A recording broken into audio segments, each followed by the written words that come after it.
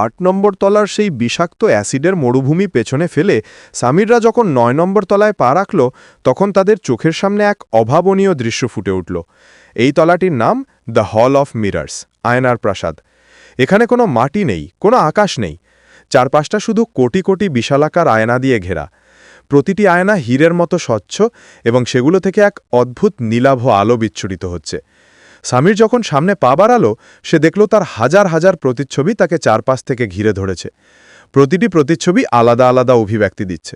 কেউ হাসছে, কেউ কাঁদছে, আবার কেউ সামিরের দিকে রক্তমাখা চোখে তাকিয়ে আছে। তুষার এখন তার নতুন ভয়েড ড্রাগন ক্যাট রূপে রয়েছে। তার শরীরের রূপালী আঁশগুলো আয়নার আলোয় ঝিকমিক করছে। সে অস্থিরভাবে চারদিকে তাকাচ্ছে, যেন সে আয়নার ভেতর কোনো অদৃশ্য শিকারীকে দেখতে পাচ্ছে। ভাইয়া, আমার মাথা ঘুরছে, মায়া তার চোখ হাত দিয়ে ঢেকে বলল। প্রতিটি আয়নায় আমি আলাদা মায়াকে দেখছি। কোনোটিতে আমি খুব শক্তিশালী, আবার কোনোটিতে আমি মাটির নিচে চাপা পড়ে আছি। ঈশান তার নীল বিদ্যুতের তলোয়ারটি শক্ত করে ধরল। সতর্ক থাকো সামির, এই তলাটি কোনো দানবের নয়, এটি দ্য মিরর মাস্টারের ডোমেন।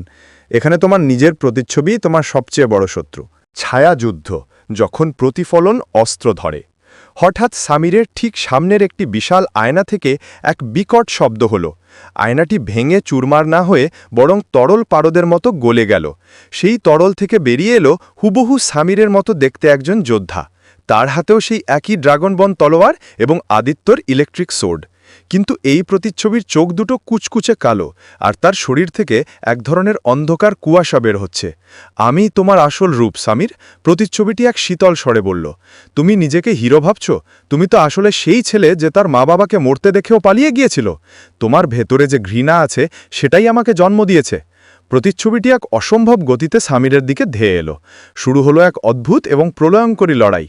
সামির যখন তলোয়ার চালাচ্ছে তার প্রতিফলনও ঠিক একই সময় একইভাবে পাল্টা আঘাত দিচ্ছে, যেন সামির নিজের সাথেই নিজে লড়াই করছে। মায়া আর ঈশানও পিছিয়ে নেই, তাদের সামনেও তাদের নিজস্ব প্রতিফলনগুলো আবির্ভূত হয়েছে। মায়ার প্রতিফলনটি তার রূপালী বাঁশি দিয়ে এমন এক বিষাক্ত সুর তুলল যা মায়ার কানে তালা লাগিয়ে দিল। ঈশানের প্রতিফলনটি নীল বিদ্যুতের বদলে লাল রঙের ধ্বংসাত্মক বিদ্যুৎ ছুটতে লাগল। 1 ঘন্টার গোলক ধান্দা, বিভ্রাম বনাম বিশ্বাস। প্রায় 1 ঘন্টা ধরে এই লড়াই চলল। সামির বুঝতে পারল সে যত জোরে আঘাত করছে তার প্রতিফলন ঠিক ততটাই শক্তিশালী হয়ে উঠছে। এটি গায়ের জোরের যুদ্ধ নয়, এটি মনের শক্তির যুদ্ধ। সামির দেখল তুষারও তার প্রতিফলনের সাথে লড়ছে। দুটি ভয়ের ড্রাগন ক্যাট শূন্যস্থানে অদৃশ্য হয়ে একে অপরকে আক্রমণ করছে। তুষারের আসল রূপটি মাঝে মাঝে সামিরের দিকে তাকাচ্ছে, যেন সে কিছু একটা বলার চেষ্টা করছে। সামির থমকে দাঁড়ালো। সে তার তলোয়ারগুলো মাটিতে ফেলে দিল এবং চোখ বন্ধ করল। তুমি আমার ঘৃণা নও, সামির শান্ত স্বরে বলল। তুমি কেবল আমার মনের ভয়। আমি তোমাকে স্বীকার করি, কিন্তু তোমাকে আমার ওপর নিয়ন্ত্রণ নিতে দেব না। সামিরের প্রতিফলনটি থমকে গেল। তার কালো চোখ দুটো ধীরে ধীরে স্বাভাবিক হতে শুরু করল এবং সে ধোঁয়ার মতো সামিরের শরীরে মিশে গেল। সাথে সাথে মায়া আর ঈশানের প্রতিচ্ছবিগুলোও আয়নায় ফিরে গেল। সিস্টেম আপডেট, আপনি মিরর ট্রায়াল সম্পন্ন করেছেন। নতুন ক্ষমতা অর্জিত, মিরর ইমেজ, নিজের একাধিক প্রতিচ্ছবি তৈরি করা।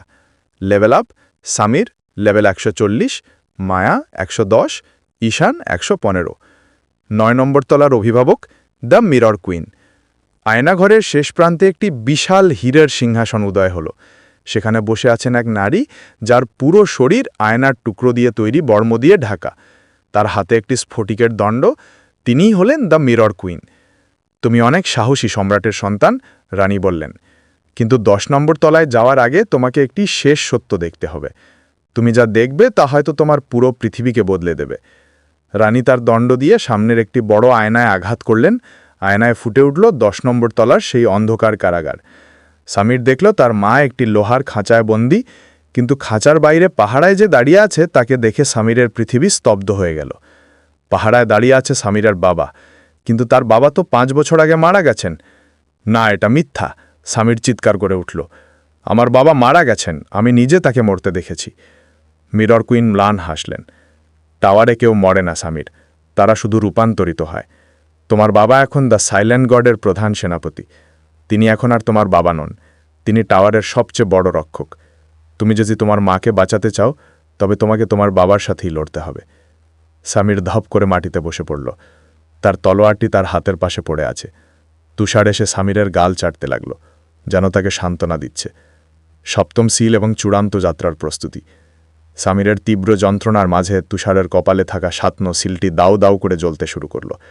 মিরর কুইনের দণ্ড থেকে এক বিশাল নীল আলো বের হয়ে তুষারের শরীরে প্রবেশ করল। বিস্ট তুষারের সপ্তম সিল মুক্ত হয়েছে। তুষার নতুন রূপ অর্জন করেছে, mirror dimension leopard. Samir level up, level 150। তুষার এখন এক বিশাল আকার ধারণ করেছে। তার শরীর এখন কাচের মতো স্বচ্ছ। সে চাইলে যে কোনো শত্রুর আক্রমণকে প্রতিফলিত করে তাদের দিকেই ফিরিয়ে দিতে পারে। সামির উঠে দাঁড়ালো। তার চোখে এখন আর জল নেই, আছে শুধু এক বরফ শীতল সংকল্প। সে যদি আমার বাবা হয়েও থাকে, আর সে যদি আমার মায়ের কান্নার কারণ হয়, তবে তাকেও আমি ক্ষমা করব না।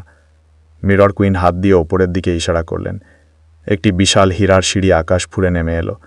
এটি 10 নম্বর তলার পথ, the chamber of silence. Samir, Maya আর ঈশানের দিকে তাকালো। তারা কেউ কথা বলল না, শুধু মাথা নাড়ল। তারা সবাই জানে এর পরের লড়াইটি হবে রক্তের বিরুদ্ধে রক্তের লড়াই। তারা সিঁড়ি দিয়ে উঠতে শুরু করল। 9 নম্বর তলার আয়নাগুলো তাদের বিদায় জানালো এক অশুভ প্রতিধ্বনির মাধ্যমে। কেমন লাগলো? আরও কিছু শুনতে চাও?